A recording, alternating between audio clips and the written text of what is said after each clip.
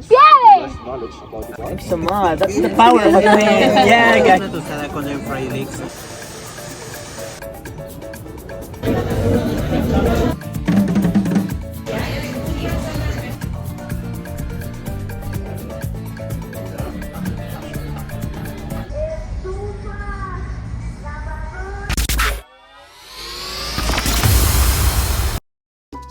Good morning, people. Another day, another adventure as we explore Mexico City. We're now on our way to the Pyramids of Teotihuacan. Along the way, you'll notice these cable cars overhead. They're part of Mexico City's public transportation system, helping people get around faster while avoiding the traffic below. Blue color, 11. It's on the mountains over there. 40 houses on the roof, guys. Yes. Have you ever seen that? ¿No había visto? Yeah, guys, all the houses that you have seen, and those states into municipalities. So this is the municipality of Ecatepec in the state of Mexico. Unfortunately, guys, Ecatepec, those houses, they don't have a really good reputation. Why? Because there have been a lot of problems.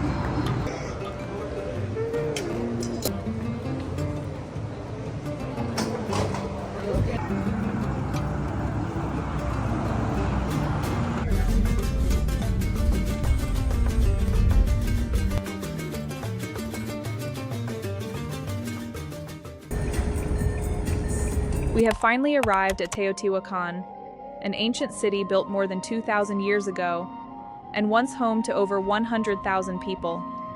Known as the place where the gods were created, it is home to the iconic Pyramid of the Sun, the Pyramid of the Moon, and the famous Avenue of the Dead. Although the identity of its original builders remains a mystery, Teotihuacan grew into one of the most influential cities in ancient Mesoamerica, and remains one of Mexico's most remarkable archaeological treasures today. Join us as we explore this fascinating UNESCO World Heritage Site with our guide, Jerry from Mexican Tales, and uncover the history, culture, and fascinating mysteries behind one of the greatest ancient cities in the Americas. The city of the gods. We finally made it, my friends. Welcome to Teotihuacan. Know that this society were a complete different one from the others, guys. Okay, these people were no Mayans, were no Mexicas, were no Aztecs. They were Teotihuacanos, guys. Alright, Mexicas, guys. Why? Because the Mexicas, on their way to go to Tenochtitlan in Centro Histórico in Zócalo, they found this place completely. Actually, the Mexicas put the name to this place. Teoti means gods or creation, and Huacan, the place of. So the place of the creation or the place of the gods, guys.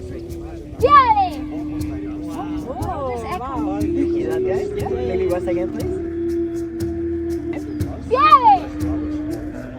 Thanks so much. That's the power of a man. Yeah. Repeating, right? Piali, piali, piali. So you can see in the middle of this plaza, the governor didn't have the need to scream or to shout. This acoustic system used to help them. So it works even better of this platform, guys.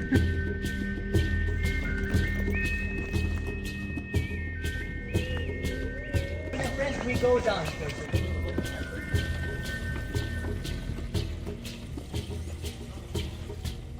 Welcome to the White House of Teotihuacan. Because cantera is not a local stone. Teotihuacanos brought cantera 40 kilometers away on the north, close to the state of Pachuca, to bring those rocks to the capital. Because they also were a conquered society. 40 kilometers away to bring those big rocks to Teotihuacan. And the short ones from 40 to 50 kilograms. So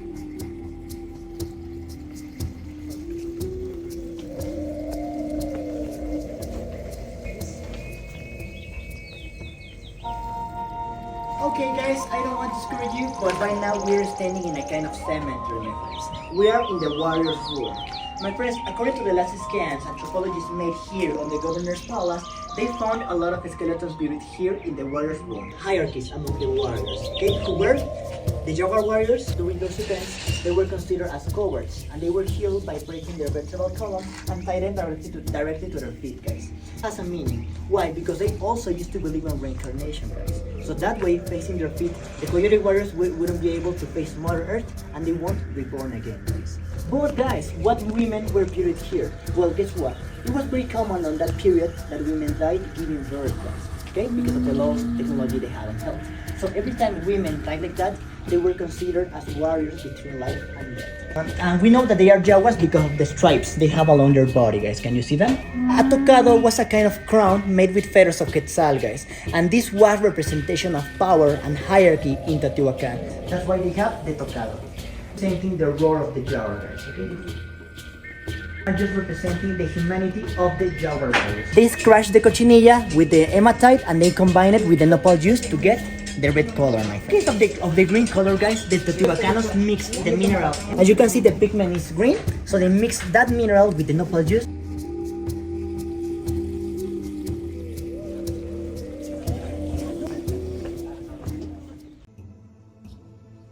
We have a puma, my friend. Okay, representing his power and hierarchy, guys. Those pumas are playing a shell cone.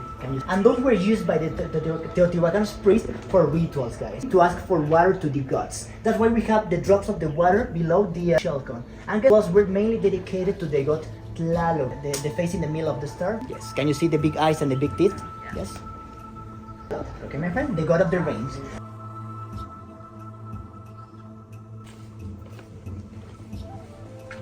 Welcome to the Plum Shell Palace. Both here, as you may notice, guys, this place was mainly restored, guys. We have two different kinds of restorations. The original ones and the non-original ones. The original ones are made with the original materials in Teotihuacan. The sontle. The sontle is a mix of clay and rocks, and that was the cement of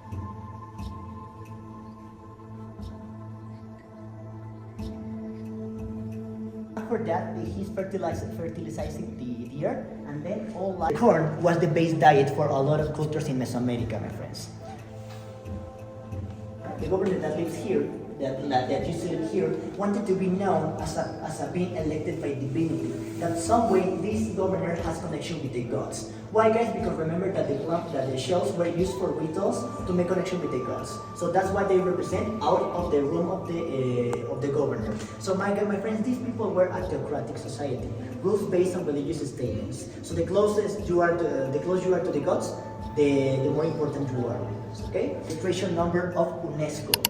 UNESCO declared it Teotihuacan Human Heritage in 1986 because we're going to touch the original parts because that is covered is original. It's still original, guys. On that part, well, Teotihuacanos were one of the first societies in all Mesoamerica on developing a grading system, guys. Attending people directly from the capital. Super. This is the biggest and the best well-preserved piece of Quetzalcoatl. And guess what? Lapis Lazuli is not at all the only place in all Teotihuacan that you will find the blue color. 2 on this pillar and 3 on the other one. Those 4 pieces have more than 2,000 years of past. The Quetzal Papalotl Palace is Quetzalcoatl and Papalotl, which means butterfly in Nahuatl. So anthropology.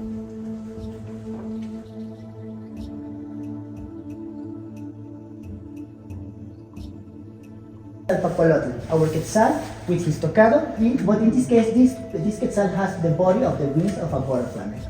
The Teotihuacanos weren't too good on painting butterflies, but that's what they mean, butterfly, guys. Because the water here reflects the light of them, and that way the Teotihuacanos can study them. And when they finished, they opened a little circle covered with obsidian or rocks, and all the water was drained, guys. And some anthropologists believe that they can be representing a numeric system, guys. But we don't have.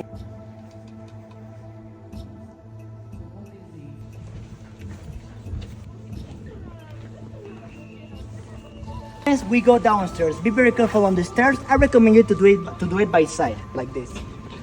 And you can use the red too.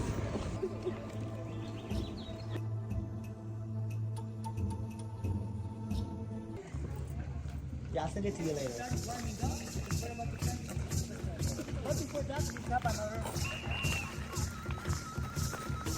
Yeah, they are very hot, but they bite hard. Okay? So my friends, can you hear it? They look like a flying snake. Hola,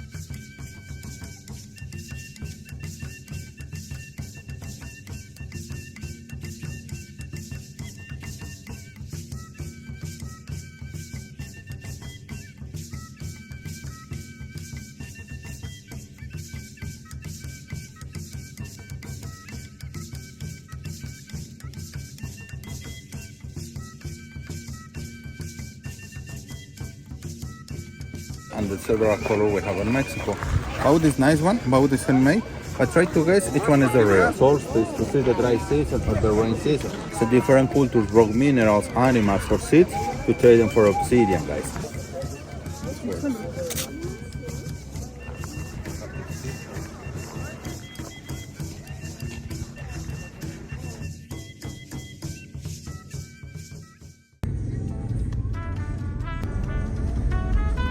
So cycling, you can run or walk all along this avenue.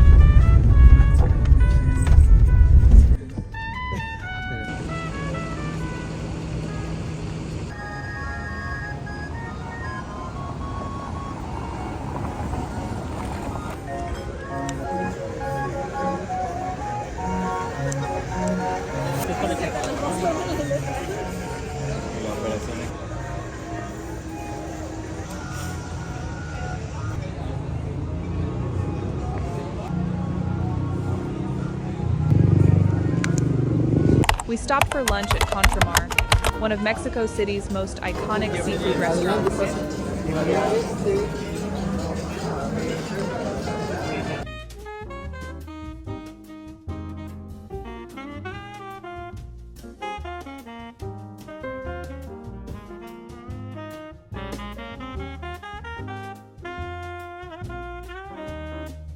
We tried 3 of their popular dishes, the tostada de atún, featuring fresh tuna topped with crispy leeks and a creamy chipotle mayonnaise, the aguachile verde camarón, a refreshing and spicy shrimp dish marinated in a vibrant green chili sauce, tostada and tuna tostada. Tuna tostada con them fried leeks.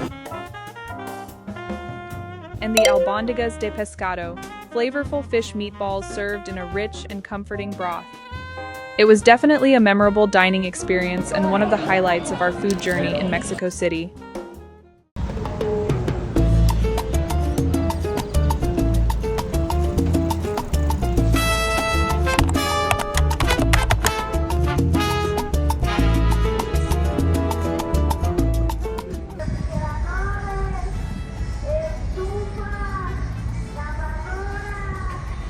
One thing that followed us everywhere in Mexico City was the famous Camión del Fierro Viejo. We heard its recorded announcement so many times during our trip that by the end, we practically had it memorized. These trucks drive around neighborhoods buying old appliances, scrap metal, and recyclables, and for many locals, the sound is instantly recognizable. It definitely became part of the soundtrack of our Mexico City adventure.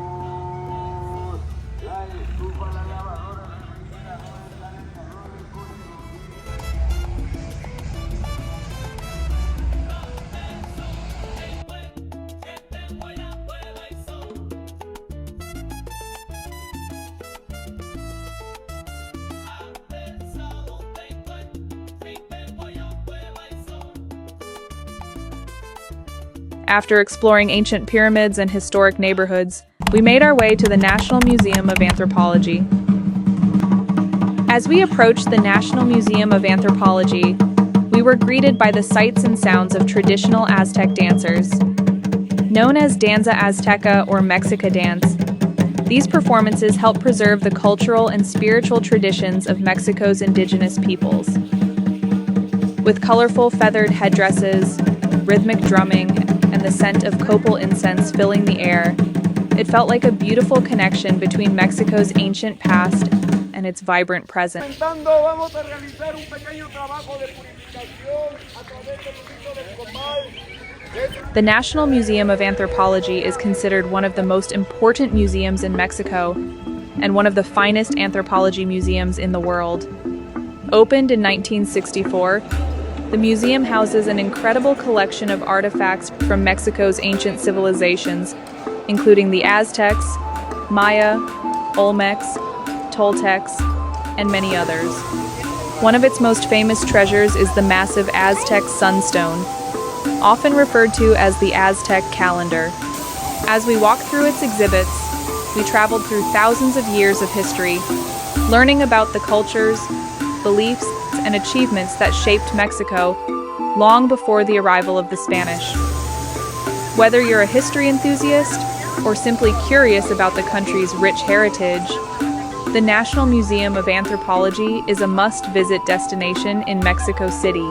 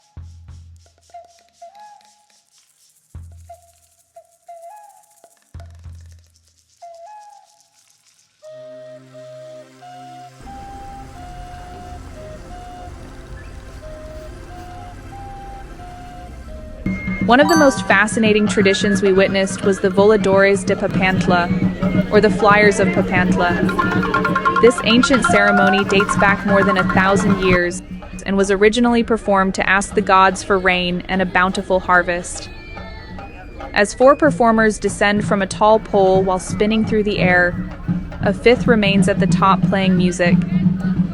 It's a breathtaking display of skill, courage, and cultural heritage that continues to be practiced today. While exploring Roma Norte, We came across one of the neighborhood's hidden gems. This contemporary art gallery showcases works from emerging artists in a relaxed and welcoming space. It's the kind of place where you can casually walk in and suddenly find yourself admiring art from talented local artists. Just beside Mooni is Cardón, a boutique store showcasing handcrafted accessories to unique clothing pieces. It's the kind of place where you can find souvenirs and keepsakes.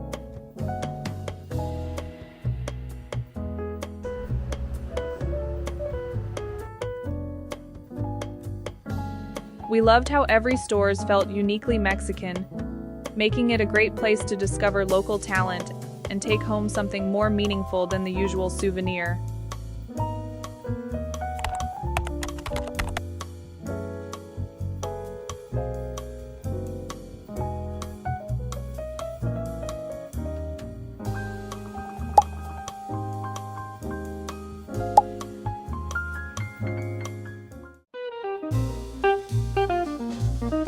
After a full day of exploring, we found the perfect place to slow down. Imagine a bookstore and a cafe combined into one beautiful space, with books lining the walls, plants hanging from above, and people quietly reading over coffee. Honestly, if we lived in Mexico City, this would probably be one of our favorite spots to spend an afternoon. It's cozy, relaxing, and feels like a little oasis right in the middle of the city.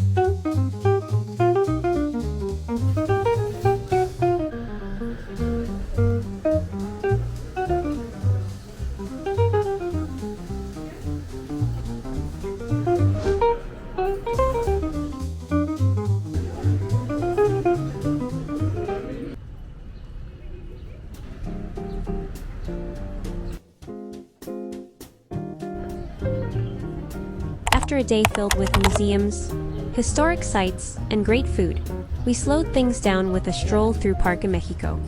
This beautiful park sits right in the middle of Condesa and feels like the neighborhood's living room. We watched people walking their dogs, families enjoying the afternoon, and locals gathering to dance and socialize.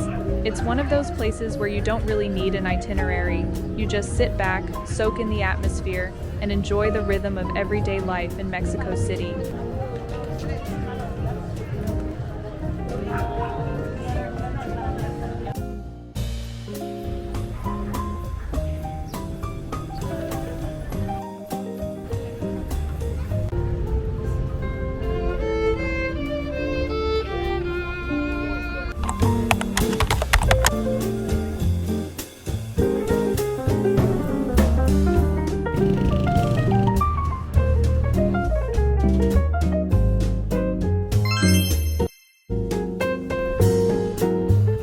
While walking around Condesa, we couldn't help but notice the long line outside Odette.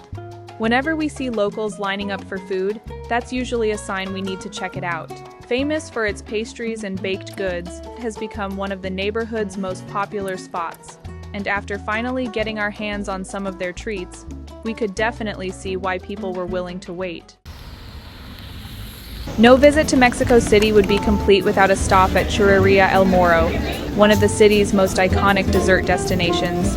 Crispy on the outside, soft on the inside, these classic Spanish-style treats are best enjoyed with one of El Moro's famous dipping chocolates, and these churros definitely lived up to the hype. To end the day, we enjoyed dinner at Plumbago, the perfect final stop after a day filled with history, culture, food, and exploration.